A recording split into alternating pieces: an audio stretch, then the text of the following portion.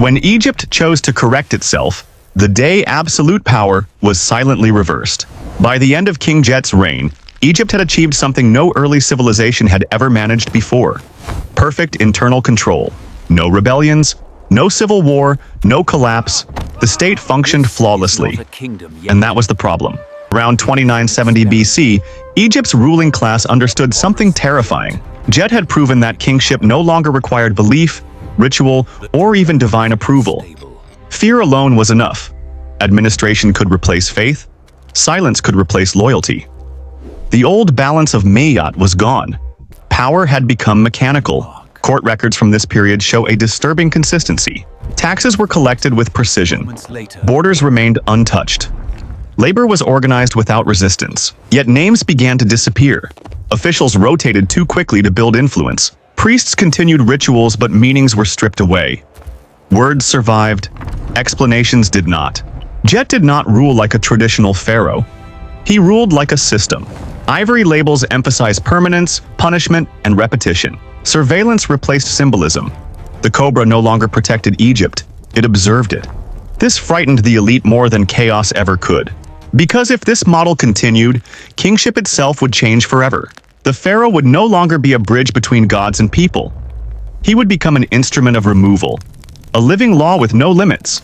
And laws without limits must eventually be corrected. What followed was not a coup, not an assassination, not a rebellion. It was an administrative reversal, quiet, legal, invisible. There are no records of Jet's death because death was never the point. What mattered was interruption, continuity without him. The system had to survive while the king vanished, and it did. Archaeological layers show no destruction, no burn marks, no interruption in state activity. Grain continued to move. Temples stayed open.